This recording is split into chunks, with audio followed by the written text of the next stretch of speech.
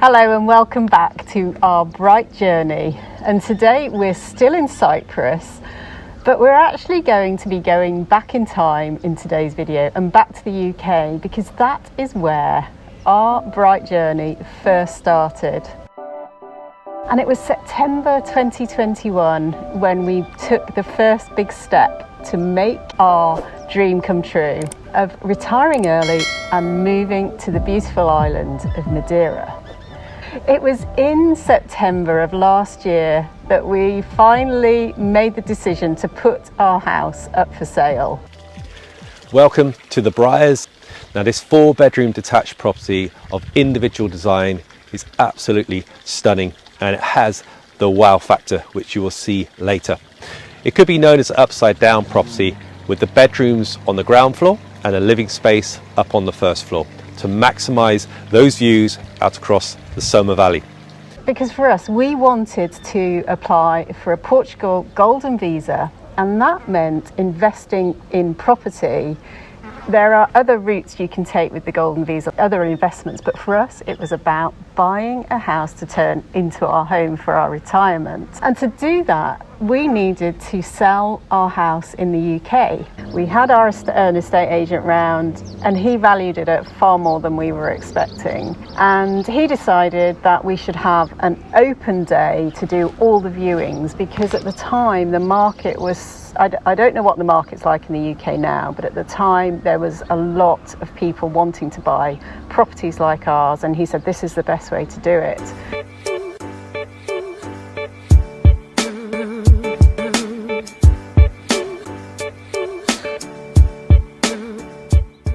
How much will you give me for it? If you take it off the market today, I'll give you £800. £800. So we got our house ready for the open day and we were told that we had 16 people coming to look at the house, and they were in one day, and they were all qualified viewings, so they were all people that were ready to buy, and a lot of them were coming from far away. They didn't know the area. I did write a little bit about living in the village and what it was like to live there, to give people a taste of how life could be there for them. We had a few people interested and we actually ended up selling the house to the very first couple that came round on that open day because their offer was the best for us in terms of not just the money but also the position they were in to be able to proceed. Yeah, a purchase acceptance is not all about money because you could end up being in a long protracted chain, or you know, if somebody's a bit wobbly they might pull out, or spur of the moment's decisions. So it was a balance of decisions that made us pick these people. And also they wrote us the most lovely letter. Yeah, they were nice people. They were really nice people. They'd read the little bit of information that I'd put together about living in the village, and they'd gone to the local coffee shop. We were really happy that we sold our house to them, and the process went really as smoothly as it could do. And normally when you sell a house in the UK, you put it up for sale and then you're buying something else to move onto, and it's all a very streamlined process. But for us, we needed to have the cash to hand so that when we found a house we wanted to buy, we were ready to make an offer and proceed. So it was a big decision. If anyone else is thinking of doing what we have done, it's actually quite scary to think we're putting our house up for sale and we have no plan in place, because all we knew was we wanted to move to Madeira, but we didn't know if we'd find a house, how long it would take. We had no idea where we were going to live. I mean, we envisaged it could take up to a year to find the house that we want. As it turned out, we found the house we wanted. We did. It all tied in. I think actually we had an offer and the process of selling our house had started, and that was September, and we found our house in the October, didn't we? Yeah. So it did all fall into place for us, but it is a scary time, actually. It's not going to be just a plain sailing. There is going to be bumps, but at least even this far with the visa issues, I can say it's categorically worth it. It is. And for us, we had COVID stopping us travelling. But there was a positive from COVID. It was an awful time for everybody, for many families, for businesses. It was not great. However, the positive fallout from COVID was people who've been working at home for months, even close to a year, and they realised that they don't need to live in big cities. So where they wanted to live was in the country, which is where we had our home. So consequently, our house probably went up in value over the space of 18 months by about 15%. From the day we had the open day to sell our house, from the day that we moved to Madeira, so from September to March, it was a life of uncertainty for us. We were continually having to plan the next step, what we were going to do. And I think one top tip we could give for anyone who's in the same position as us is you really have to look on it as an adventure. Yeah, it is a little bit of a chore, but because it's enjoyable, it's your future, it's a challenge, it's an adventure, and you are going to have hiccups, you are going to drop through some trapdoors. Just get ready for it, it's going to happen, but you have to keep focused and move forward, and just irrespective, you're going to do this. And I guess for us, once we'd sold the house, we were committed. Yes. Committed, there was no turning back, that was our plan. So you're right, it is scary. If you're not very good at planning, you are going to be very good at planning. Yes. Because literally the timings of everything, the calls you have to make, the paperwork that has to be raised, the timelines that have to be met. We ended up with a spreadsheet just to keep up to speed with everything, with our lawyers, what they were doing, what we were doing, when it had to be done. There's a lot of planning involved. And also where we were going to live. So for us, some people have asked, how long did it actually take for you to move to Madeira, for you to make the move? And really our story did start back in September 2020, but then we were thinking we wanted to move to Sweden. But we discovered that with Brexit wasn't possible. And it was really around February, March time that we started to look for alternatives. And around April, we decided Madeira was the place for us. However, because of COVID, we couldn't visit Madeira, we'd never been, and we had to wait until June 2021 before we could visit for the first time. And that secured it for us. Didn't it? But we didn't give up. We didn't give up on the dream. There was marbles thrown under our feet all the time. All the way, yeah. But the big point to make is that, we and you shouldn't give up. So our house that we sold in the UK was a house we'd lived in for 6 years. We bought it, and the house itself was beautiful. It had been renovated. It was an upside down house. It was open plan. It was everything that we love. The outside of the house was a different story. It had no curb appeal. The garden was unmanageable. And we spent the first 4 years living in our house in the UK, transforming the outside. And it really meant that for 4 years, every summer, we were working on the garden rather than enjoying it. Come on, Andrew, you can do it.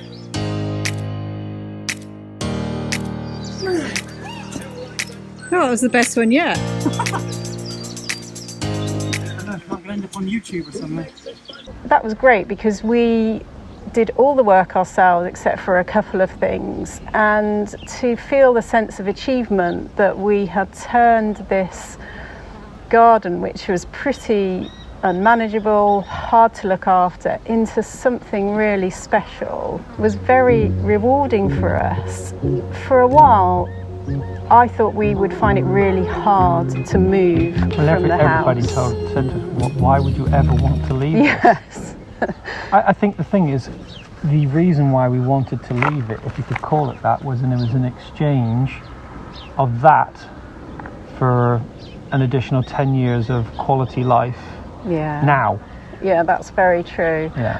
I think it did make the process of us finding a house in Madeira to buy harder because we wanted something that had a great view. Well, it had something to match up, something to live up to. It did have something to live up to. That was a problem. But I think mentally we were ready to downshift in size. We perhaps we'll, pull back on our expectations of the view maybe a little bit.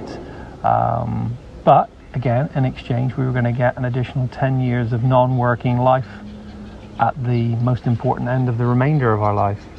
Yes, and as it happened, the house that we have bought in Madeira, which is currently being renovated, far exceeds anything we had ever expected to be able to buy. And do stay with us right to the end, because we are going to share some videos of the house renovations. So we're not there at the moment while the house is being renovated. Because of our visa. Because of our visa. But we have a brilliant architect and she does keep us updated. And we also took some video footage before we left. The house we bought, it has outside space. I think you can call it outside space, not garden. And that was partly a conscious decision on our part, because we didn't want to be tied to the garden like we had been for years, but we did want that outside space to enjoy the warmth and the sun that we have in Madeira. But it won't have that maintenance that was required with our house in the UK, because it was so time consuming looking after the hedges and the grass and looking after the meadow grass, and we really wanted to free up the time that took to be able to enjoy time together. One thing I really thought that we would miss when we left our house in the UK was the trees that we had planted, because we had put some special trees into the garden and we were really sad about leaving them. But actually, neither of us, from the day that we left the house and moved into an Airbnb in January, even gave our house another thought. We haven't missed it at all, have we? No. And I think that shows that it was so the right time for us. So even though we're still travelling, we're not settled, we don't miss our life in the UK, we don't miss the house in the UK. So if anyone is considering this, another tip is to just make sure everything's aligned for you, to make sure it is the right time. We just knew it was. A year before, it wasn't quite the right time, and we were talking about it for a year, and I know the family started to say, I wish you'd stop talking about it and just do it. But I think you also have to say that there will never be a perfect time. Yes, exactly. There will never be a perfect time. The perfect time is now, whatever the circumstance, because if you wait, I like that. If you wait for 6 months, a year, a week, there'll always be something that's not perfect. And of course we now have this issue with our visa not being able to be submitted, but we wouldn't change a thing. So we'd sold the house and we were then ready to buy a house in Madeira. We had to think about how we were going to do that, because to buy a house in Madeira, you have to buy it from funds that are in a Portuguese bank account, not from an English bank account. And Andrew spent a long time researching different ways that we could move the money from our English bank account across to our Portuguese bank account. I found that really a difficult time, because I kept thinking our money could just end up nowhere. We could lose the money once it's moved. I didn't really feel comfortable with the whole thing, so you took charge of that.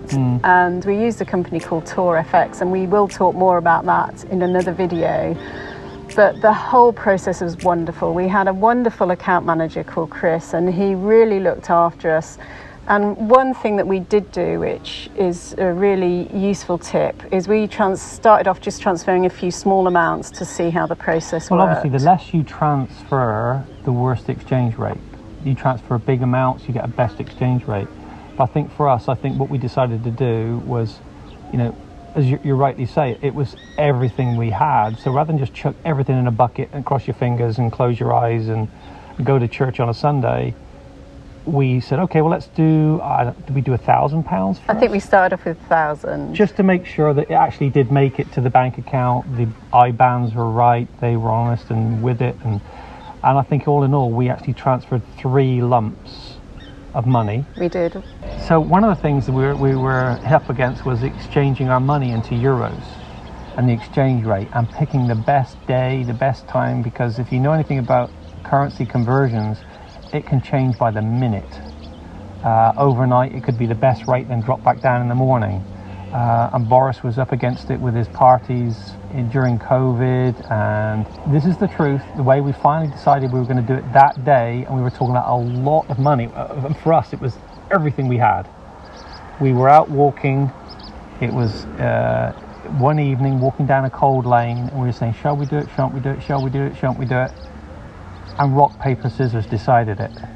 Whether we should do the conversion that day or wait till the next day. And we went with it. And you know, when you do it, you have to live with your decisions. There's nothing, oh well, if we did this, if we did that.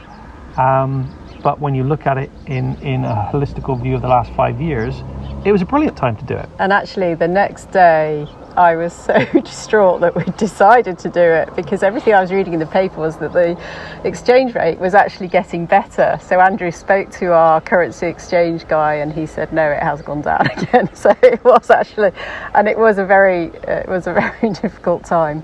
So hopefully that's given you some idea as to what our process was like selling our house. I know it's different for everybody, but even the challenges we faced, it was definitely the right decision. Next time we will talk about selling all our possessions, because there's quite a lot of decisions to make when you're moving to another country. Do I take my sofa? Do I take the bed? What do you take? Is it worth shipping all the furniture that you own out to a new country? So we'll talk about the thought processes that we went through to decide that actually in the end we wanted to sell everything and start again. We did take some stuff with us that was really important to us. We took our gym equipment and we took some sculptures and just a few things that we would need to start when we start our life in Madeira. But that is a whole story in itself. Another quick tip before we go: when you put your house on the market, you need to start, and you're selling stuff, you need to start decluttering straight away. We sold everything, but it took 4 months to do, and we were still selling once we'd moved out of the house and into an Airbnb. We're still selling now. Some of our stuff. Oh, some of our stuff we're still selling now. Thank you, brother. Stu is. I'd forgotten about that. We need to get that advertised again. Stu, my brother, still has some stuff in his garage. It's not many things now. It's like 5 things or something. Yeah. But if you sell quickly, you sell cheap. And if you start early, you can get the biggest bang for your buck. We're going to do another video on that, so do subscribe, do like our video if you enjoyed it, and we will see you next time. Just before we go, we do want to thank everyone who watched our previous video about the problems we were having with our Golden Visa, because we had so much support over that. And also we had quite a lot of comments which we have answered in the comment section, but we do hope we can come back soon with an update on the Golden Visa situation. Nothing has changed since we put the video out last week. So as soon as we have an update, we will come back and we can answer in more detail some questions. So if anyone else has more questions about that, let us know. So now it is 8:15. It's now 8:15 in the morning and we are sitting in the shade here, which is lovely, but it gets very hot here. It's already 26 degrees. It's already 26 degrees. It's getting up to about 33 degrees, and normally in the middle of the day it's just too hot to be outside, which is why we're filming here. So I'm sorry if it's a little bit dark if we're in the shade, but it was the only way that we could come and sit with this beautiful view and make this video for you. Subscribe, hit the ding-a-ling. And we'll see you next time. And share with other people. I don't know. Okay. And where we were,